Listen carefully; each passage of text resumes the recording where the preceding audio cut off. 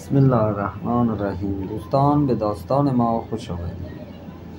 در سال 1264 هجری قمری نخستین برنامه دولت ایران برای واکسیناسیون به فرمان امیرکبیر آغاز شد.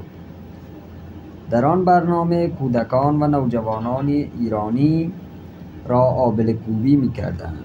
اما چند روز پس از آغاز آبله کوبی به امیرکبیر خبر دادند که مردم از روی ناگاهی نمیخواهند واکسن بزنند، به ویژه که چند تن از واگیرها و دعانویسها در شهر شایعه کرده بودند که واکسن زدن باعث راه یافتن جن به خون انسان می شود. هنگامی که خبر رسید 5 نفر به علت ابتلا به بیماری آبله جان باختند. امیر بیدرنگ فرمان داد هر کسی که حاضر نشود آبله بکوبد باید 5 تومان به صندوق دولت جریمه بپردازد. او تصور میکرد که با این فرمان همه مردم آبله میکوبند، اما نفوذ سخن دعانویسها و نادانی مردم بیش از آن بود که فرمان امیر را بپذیرند. شماری که پول کافی داشتند 5 تومان را پرداختند و از آبله کوبی سرباز زدند. شماری دیگر هنگام مراجعه مأموران در آب انبارها پنهان می شدند یا از شهر بیرون می رفتند.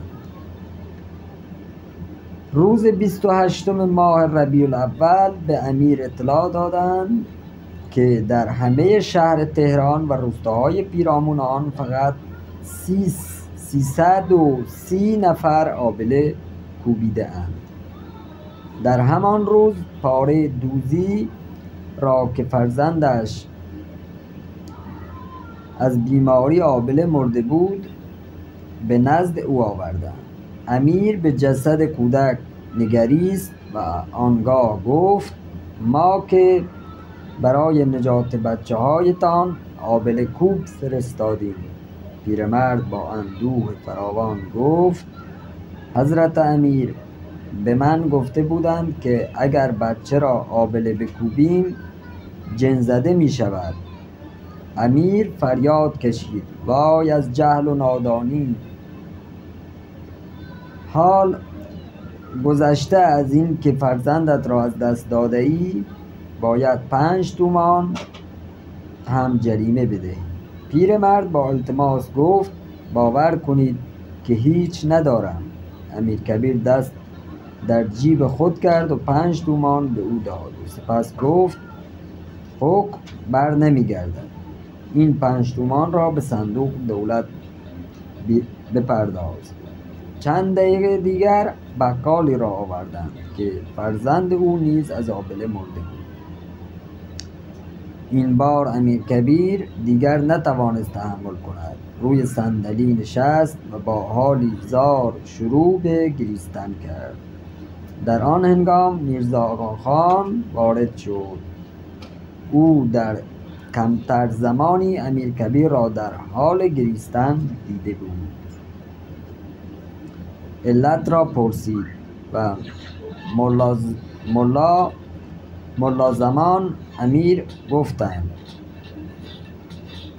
که 2 کودک شیرخوار، پاردوز و بقالی از بیماری آبله مردند. میرزا آقاخان با شگفتی گفت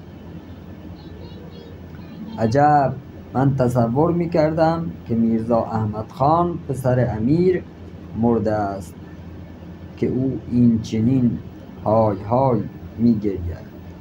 سپس به امیر نزدیک شد و گفت گریستن آن هم به این گونه برای 2 بچه شیرخوار، بقال و چقال در شأن شما نیست.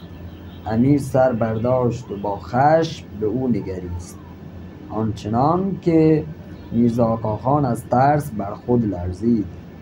امیر اشکهایش را پاک کرد و گفت خاموش باش تا زمانی که ما سرپرستی این ملت را بر عهده داریم مسئول مرگشان ما هستیم.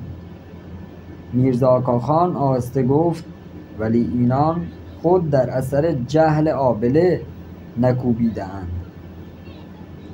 امیر با صدای رسا گفت من مسئول جهلشان نیز ما هستیم.